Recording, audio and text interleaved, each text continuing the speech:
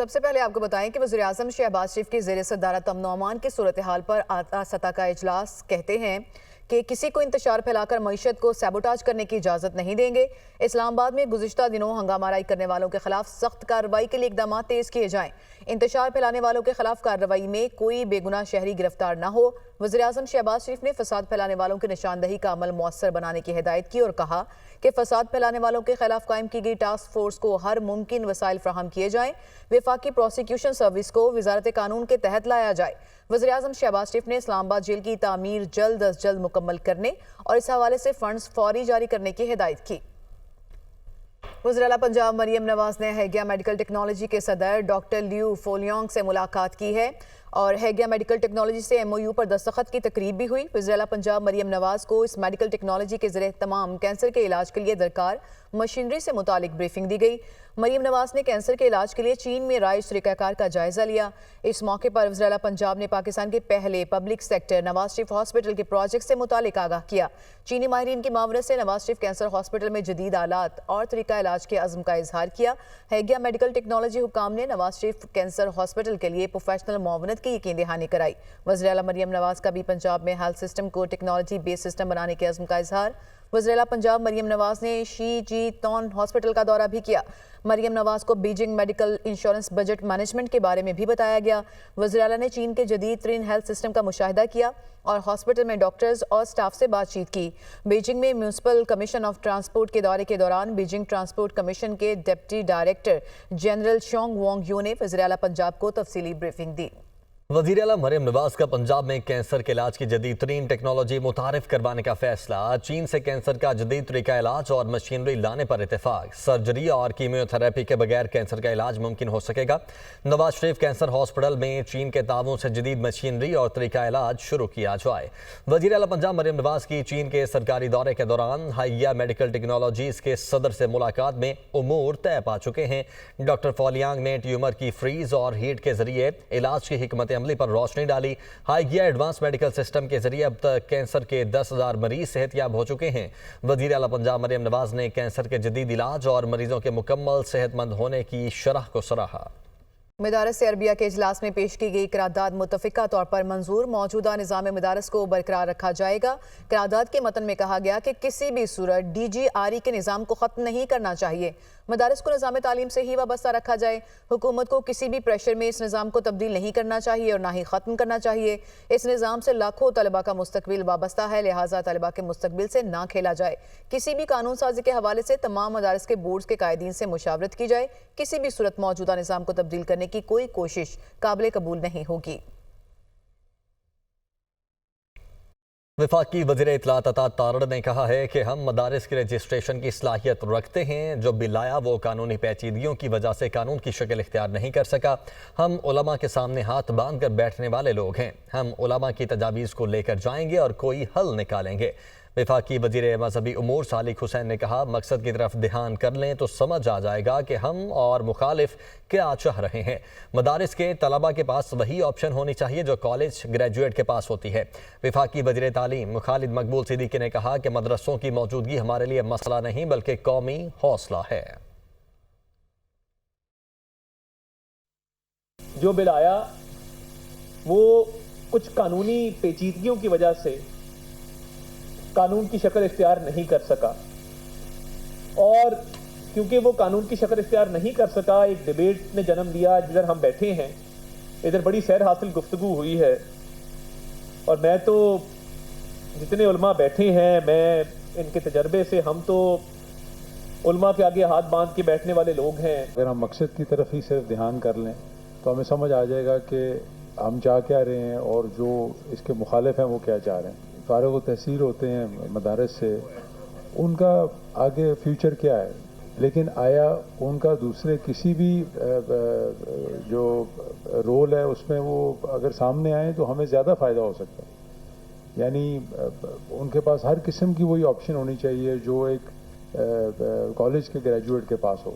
جب تمام علماء اکرام نے اپنی مرضی سے، اپنی منشا سے، اپنے ارادے اور اختیار کے ساتھ ایک اتحاد کے یہ ساتھ فیصلہ کیا 2019 میں کہ رجسٹریشن ہم وزارت تعلیم کے ساتھ کریں, اور یہ رجسٹریشن کا معاملہ مدرسوں کو کنٹرول کرنے کا نہیں تھا, بلکہ مدرسوں سے پورے ملک کو مستفید کرنے کا. یہ رجسٹریشن مدرسوں کی نہیں تھی, ان کے مسائل کی رجسٹریشن تھی, تاکہ حکومت ان مسئلے کو حل کر کے اس میں اپنا حصہ ڈال سکے. ابھی آپ کو براہ راست لیے چلتے ہیں. And a very good evening. Excellency, it's a great pleasure to be here this evening, and I would like to congratulate you on behalf of the people of Pakistan, myself and the government of Pakistan, and extend our heartfelt felicitations on this auspicious occasion of Yawm al-Watan al-Qatar to my very dear brother,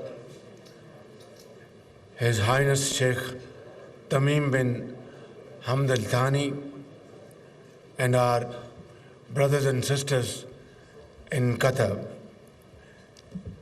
Your Excellency, we are two brotherly countries and have fraternal bonds. And I must say, under the dynamic leadership of my dear brother, His Highness the Amir, Qatar has made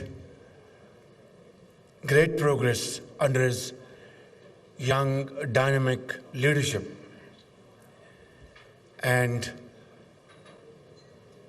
Football World Cup, which was organized in Qatar a few years ago, goes to explain in volumes about the commitment and energy of my dear brother, His Highness the Amir.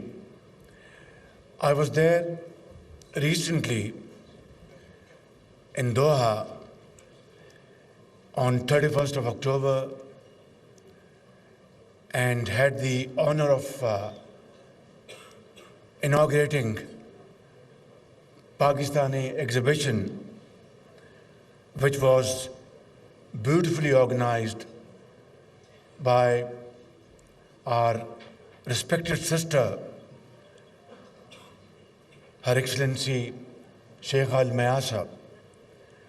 And this exhibition, which goes back to 1940,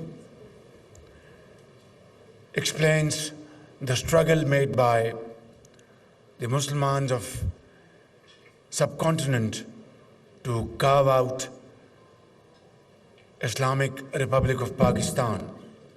I'd like to convey my deep gratitude to His Highness the Amir and his honorable sister for organizing this exhibition, which reflects the commitment and great feelings for the people of Pakistan.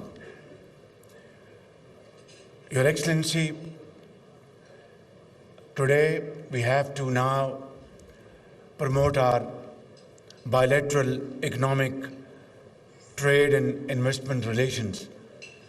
And I know for a fact that His Highness is very keen and committed to promote investments in Pakistan.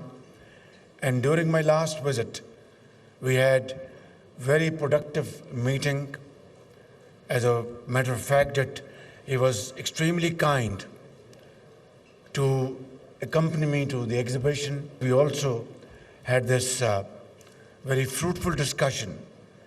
And as a result of that, I met the chairman of Qatar Investment Authority, Sheikh Faisal Al Thani, who has now been promoted as Minister for Commerce. So we were waiting for Qatari delegation and also waiting for my brother, His Highness the Amir, to visit Pakistan.